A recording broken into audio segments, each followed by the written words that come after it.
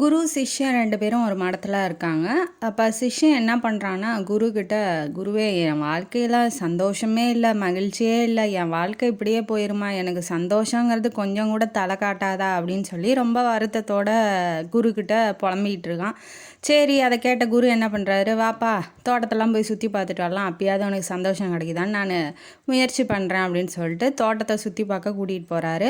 அப்ப என்ன சொல்றாருன்னா, "போய் அங்க பாரு பட்டாம்பூச்சிலாம் நெறையா இருக்கு. நீ போய் புடிச்சிட்டு வா" அப்படின்னு சொல்லி சொல்றாப்புல. இவனும் அங்கிட்டு ஓடுறான், இங்கிட்டு ஓடுறான், அந்த பக்கம் ஓடுறான், இந்த பக்கம் ஓடுறான். ஒரு பட்டாம்பூச்சி கூட இல்ல. ஆனா தோட்டம் நெறையா பட்டாம்பூச்சி இருக்கு. அவனால ஒண்ணு கூட பிடிக்க முடியல.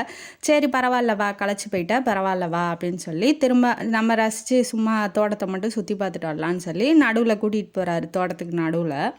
அமைதியா 2 பேரும் நின்னு தோட்டத்த ரசிச்சுட்டு இருக்காங்க. மலர்கள்லாம் மலர்ந்திருக்கு. நல்லா வாசனை, மனம் வீசுது. அதெல்லாம் இந்த மலர் எப்படி இருக்கு, அந்த மலர் எப்படி இருக்குன்னு அமைதியா நின்னு ரசிச்சுட்டு இருக்கும்போது என்ன ஆகுது, அங்க இருக்க பட்டாம்பூச்செல்லாம் அவங்கள சுத்தி பறக்குது.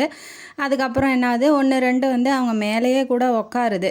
இத பார்த்து அவங்க என்ன சொல்றாரு குரு, சிஷ்யன்கிட்ட, "இதே மாரி தான் மகிழ்ச்சிங்கிறது பட்டாம்பூச்சி மாரி தான். நம்ப மகிழ்ச்சி இங்க கிடைக்கும், அங்க கிடைக்கும், அங்க சந்தோஷம் கிடைக்கும், இங்க சந்தோஷம் கிடைக்கும்னு ஓடுனா, சுத்தமா அது உன் பக்கத்துல கூட வராது.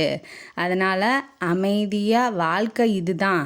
இப்படி தாண்டா நம்ம வாழ்க்கை, இப்படி தாண்டா நம்ம வாழணும். இதில் என்ன சந்தோஷம் கிடைக்கும் அப்படிங்கிறத வந்து நீ அமைதியாக யோசினாதான் சந்தோஷம் உன்கிட்ட வருமே ஒழிஞ்சு, நீ அது பின்னாடி ஓடினா அது கிடைக்காது" அப்படின்னு சொல்லி வாழ்க்கையோட தத்துவத்தை சொல்கிறாரு. அதே மாதிரி அந்த குரு சொன்ன மாதிரியே நானும் சொல்லிக்கிறேன். வாழ்க்கையில் சந்தோஷத்துக்கு பின்னாடி ஓடாதீங்க. அமைதியாக உங்கள் வாழ்க்கையை வாழுங்க. சந்தோஷங்கிறது உங்களை தேடி தன்னால் வரும்.